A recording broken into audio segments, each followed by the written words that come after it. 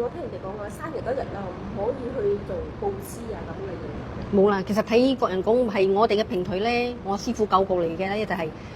如果嗰年唔好，我哋沖起嘅時，你去做下生日，我哋叫祝壽啊，俾人哋祝福你啊，仔女包個紅包俾你啊，祝福啊，我哋啲受人祝福嘛，你沖下喜啊先好嘅。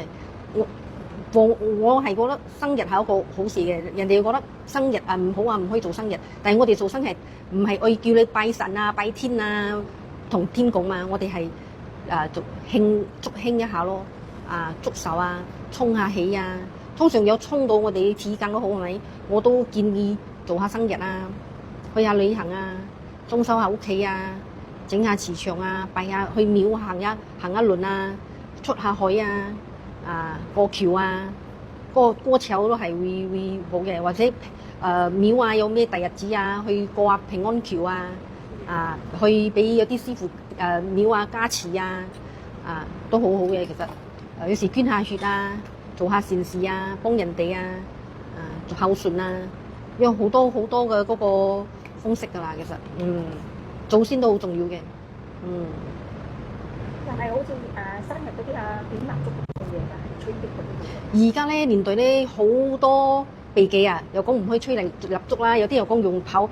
嗰個啊，唔可以咁樣吹啊，或者係俾自然滅嗰個蠟燭嘅火啦，好多嘅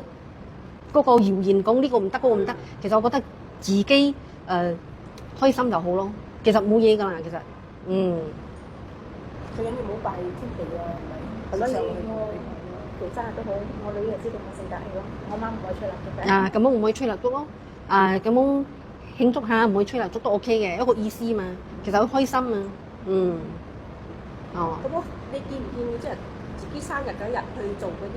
去觀演啊，做呢啲咁嘅所謂嘅善事嘅？我覺得好啊，